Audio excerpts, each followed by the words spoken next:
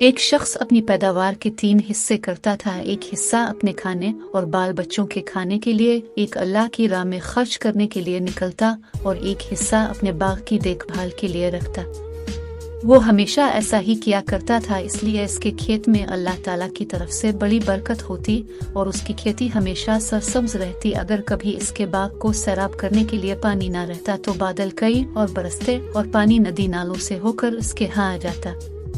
एक मर्तबा का वाक़या है, एक आदमी जंगल में से जा रहा था। अचानक इसके कान में आवाज़ आई कि कोई आदमी बादलों से कह रहा था कि जाओ और फलां के बाग को सैराब कर दो। बादलों को हुक्म देने वाले शख्स ने बाग के मालिक का नाम भी लिया।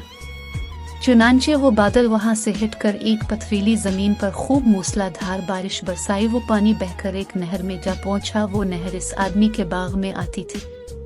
अब वो आदमी जो जंगल में बादलों का मंजर देख रहा था, वो इस बहते हुए पानी के साथ साथ चल पड़ा, ये देखने के आखिर ये पानी किसके बाग को सैराब करता है, आखिर ये माजरा क्या है और ये किस बुजुर्ग की करामात है। वो आदमी नहर के किनारे किनारे चलता हुआ इस बाग तक जा पहुंचा और नहर से होकर अब ये पानी नालों के जरिए इसके बाग में आने लगा और बाग को सैराब करने लगा। इस बाग में एक बुजुर्ग पानी को इधर उधर बखर गए थे ताकि पानी पूरे बाग में फैल जाए। इस राहगीर मुसाफिर ने उनसे दरियाफ्त किया कि हजरत आपका नाम क्या है।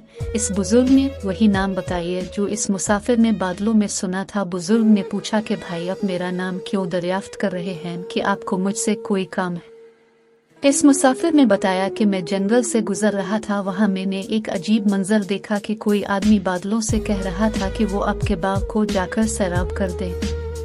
इस आदमी ने आपका नाम बताया था, वो बादल कही और बरसा, लेकिन नहर के जरिए पानी आपके बाग में आ पहुंचा। ये अजीब और गरीब मंजर देखकर इसकी हकीकत जानने के लिए इस बहते पानी के साथ साथ चलता आया कि देखो कि वो कैसे बुजुर्ग हैं जिन पर ये खास नजरी रहमत है। फिर इस मुसाफिर ने पूछा कि हजरत अब क्या करते हैं कि इस बाग को सैराब करने का गैबी इंतजाम हो जाता है।